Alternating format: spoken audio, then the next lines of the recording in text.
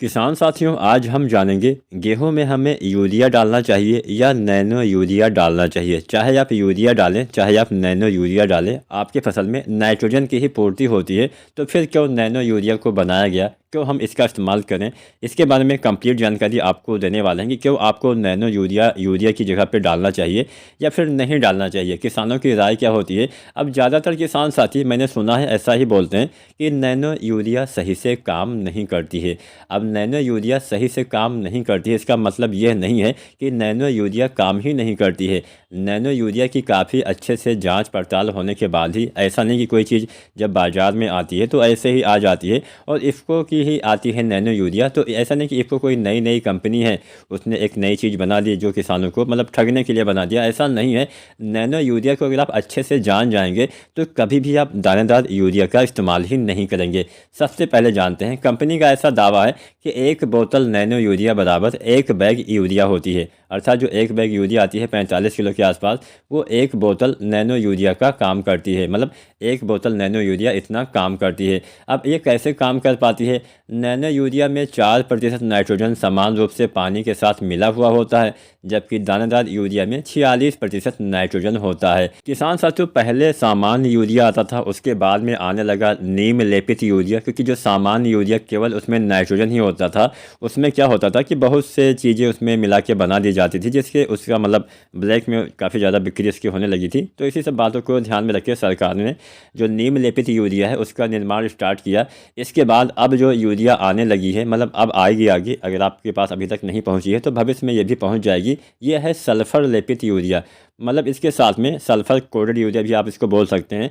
इसमें नाइट्रोजन के साथ में सल्फर की भी मात्रा मिल जाएगी। तो यहाँ पे फिलहाल कोई भी यूरिया हो, यहाँ पे हम नीम लेपित यूरिया की ही आपको उदाहरण देंगे, क्योंकि वो अभी तक बाजार में ज़्यादा से मात्रा में उपलब्ध है। तो यहाँ पे सबसे पहले आपको नैनो यूरिया के बारे में समझना है। जो नैनो यूरिया का आकार होता है, मतलब जो कण होते हैं, जो शायद हमें अपनी नंगी आंखों से ना दिखाई दें, उसका आकार काफ़ी छोटा होता है। छोटे आकार होने की वजह से इसकी जो उपलब्धता होती है, मतलब जो पौधे को जो लाभ इससे मिलता है, वो 80% या इससे भी ज़्यादा मिलता है। अब जब आप दानेदार यूरिया का इस्तेमाल करते हैं तो केवल 20 से लेकर 40 या अधिकतम 50% ही आपके पौधे इसका उपयोग कर पाते हैं। अधिकतम 50 तो बहुत ही मुश्किल से कर पाएंगे, आप मोटी मोटा 40 या 45% ही अधिकतम मान सकते हैं। तो यहाँ पे ये कब मिलेगा, ये जब आप सही समय पे सही से देखभाल करके उचित समय पे डालेंगे तब मिलेगा। तो फसल में डाली गई यूरिया में से केवल 20 से लेकर 50% तक ही आपके पौधे नाइट्रोजन ले पाते हैं। बाकी का नाइट्रोजन, बाकी का यूरिया बेकार हो जाता है। बेकार नहीं हो जाता है, आपको आपके जो पर्यावरण है उसको नुकसान पहुंचाता है, पानी को नुकसान पहुंचाता है, हवा को दूषित करता है। मतलब एक प्रदूषण होने का मुख्य कारण भी ये हो सकता है। होता ही ये हो सकता क्या है। अब ऐसा जो नैनो यूरिया है काम कैसे करता है ये भी जानते हैं। नैनो यूरिया का छिड़काव किया जाता है। जो नैनो यूरिया होती है ये आसानी से आपकी जो पत्तियों में छिद्र होते हैं, जिसको हम स्टोमेटा बोलते हैं, इसके माध्यम से पौधे में प्रवेश करता है और ये पौधे में फ्लोएस के माध्यम से आवश्यकता अनुसार वितरित होता है। जो ज़्यादा मात्रा में जो आपका नाइट्रोजन होता है वो पौधे की रिक्तिका में स्टोर हो जाता है। जब पौधे को आवश्यकता पड़ती है तो धीरे धीरे से वहाँ से आपके पौधे इसको लेते रहते हैं। नैनो यूरिया के जो कणों का आकार होता है 20 से 50 नैनोमीटर का होता है। क्योंकि ये काफ़ी छोटा होता है इसलिए पौधे इसका ज़्यादा उपयोग अपने लिए कर पाते हैं, अपने भोजन के लिए कर पाते हैं। तो आप सीधी सीधी भाषा में अगर आप समझें तो जो आप दानेदार यूरिया डालते हैं आधे से ज़्यादा मात्रा उसकी ख़राब हो जाती है। जो आप नैनो यूरिया डालते हैं 80% से ज़्यादा मात्रा पौधे अपने भोजन के रूप में ले पाते हैं। तो अगर आपको ये अच्छा लगे तो आप ही डालिए, बाकी आपकी मर्ज़ी, आप डालिए या न डालिए।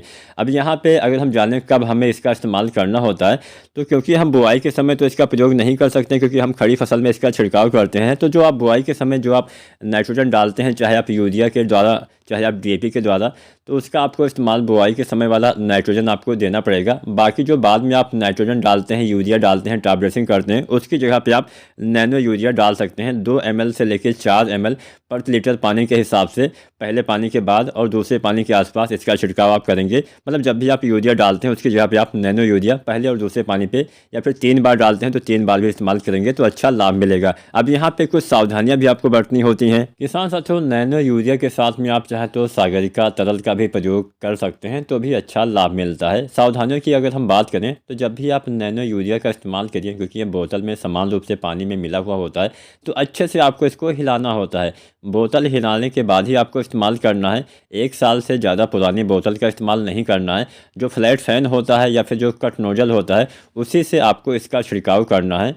इसके साथ साथ मान लीजिए अगर आपने छिड़काव किया और 12 घंटे के भीतर बरसात हो गई, तो दोबारा से इसके छिड़काव करने की सिफारिश की गई है। अगर आप 3 बार यूरिया डालते हैं बाद में, बहुत से किसान साथी पहले पानी पे डालते हैं, फिर कुछ दिन के बाद डाल लेते हैं, फिर दूसरे पानी पे भी यूरिया डालते हैं, तो उस मतलब ऐसे भी आप डाल सकते हैं। जो भी जिस तरह से भी आप डालते हो, जैसे आप यूरिया डालते थे उसी तरह से आप नैनो यूरिया डाल सकते हैं। बस आपको केवल बुआई के समय वाली नाइट्रोजन आपको मिट्टी में देना है, बाकी नाइट्रोजन आपको इस विधि से भी नैनो यूरिया के माध्यम से भी आप इस्तेमाल कर सकते हैं। अगर आप दानेदार यूरिया डालते हैं तो 40-45 किलो पहले पानी पे और 40-45 किलो दूसरे पानी पे डालना होता है। कोई अगेती वैरायटी है तो उसमें आप 15-20 किलो ज़्यादा भी यूरिया डालते हैं। उम्मीद करते हैं आज की वीडियो, आज की जानकारी आपको पसंद आई होगी। वीडियो पसंद आई तो लाइक ज़रूर करें।